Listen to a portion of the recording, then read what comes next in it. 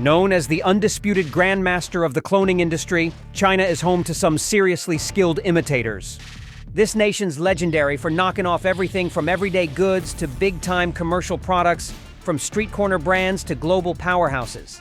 And get this, they can mimic it all, down to the last detail, for a fraction of the cost of the real McCoy. This whole enterprise?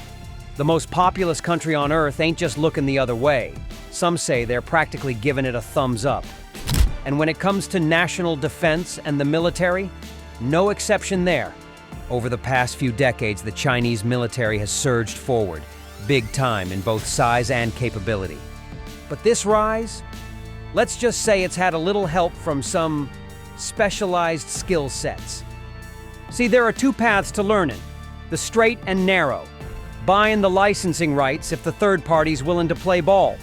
Or the back alley, sending in the spies to snatch the intel if they ain't. By going this route, China can shave off serious time, cash, and manpower that other countries bled for years to get.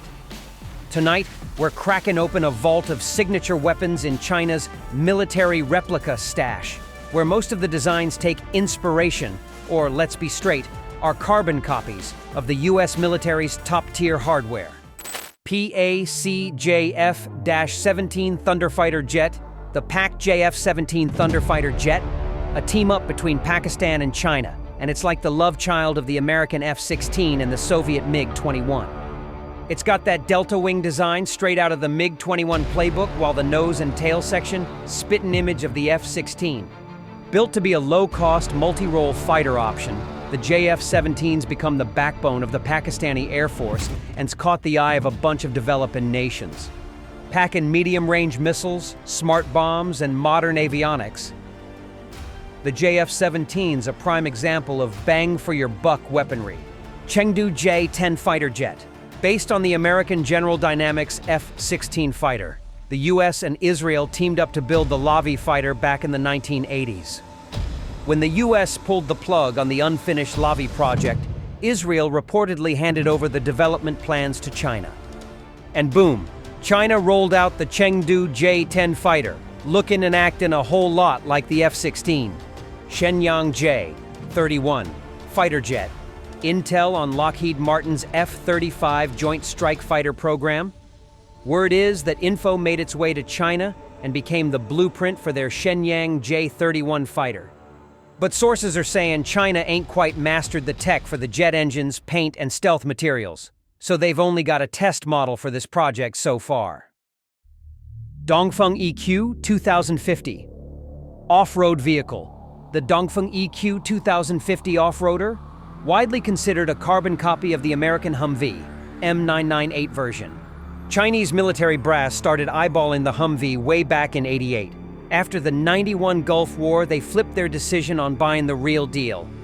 Mid-1990s, a few civilian Humvees were bought stateside and shipped to China for a little reverse engineering. By 2003, the EQ 2050 hit the scene and was later adopted by the Chinese military. The first EQ 2050s off the line went straight to special operations units. These things are everywhere in China. Military, fire departments, People's Armed Police, and Public Security Police. Harbin Z-20 helicopter, China's Z-20 project? Heavily influenced by the American UH-60 Black Hawk design, no doubt about it. Back in the mid-1980s, the US sold China 24 S-70C-2 multi-purpose helicopters, the civilian version of the UH-60 Black Hawk. China threw in some key improvements, but let's be real, the Z-20's exterior is practically twins with the original. They built the Z-20 for all sorts of missions: anti-submarine warfare, attack and surface targets, search and rescue, reconnaissance and troop transport, the whole 9 yards.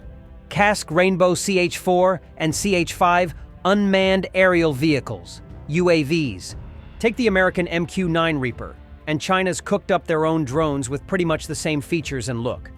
The CH-series UAVs, especially the CH-4 and CH-5 versions, are considered dead ringers, perfected clones based on the US MQ-9 Reaper drone. These birds usually sport 4 to 6 hardpoints under the wings for slinging missiles and bombs. The CH-4 can scout and strike from 16,000 feet, while the CH-5 is the souped-up version, cruising at nearly 30,000 feet. Jian Y-20 transport aircraft. Some experts are calling out China's Y-20 heavy strategic transport aircraft for looking suspiciously like the American C-17 Globemaster III heavy strategic transport. The Y-20 was designed and built in China, sure, but word on the street is the wing design came out of Ukraine's Antonov Design Bureau. This beast started rolling off the assembly line in 2013, and they're still tweaking the design. Norinco CQA assault rifle. This bad boy's described as a pretty spot-on clone of the American M4A1, but for a whole lot less green. Looking at it from the outside, you'd be hard-pressed to tell it apart from the M4A1. Steel body, yeah, but they slapped on a bunch of polymer parts to keep the weight down. The CQA's barrel? A 14.5-inch job with a 1/9 inch twist rate.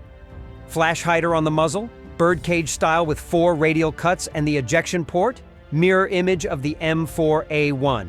Now here's the twist. While the M4A1's got that double heat-shielded handguard, the CQA's rockin' a single layer.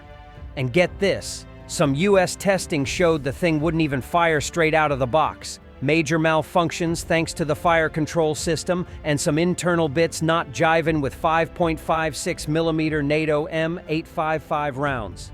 Right now, the CQA's standard issue for military and law enforcement in China, including their Snow Leopard Commando unit, and Paraguay's special forces are packing them too.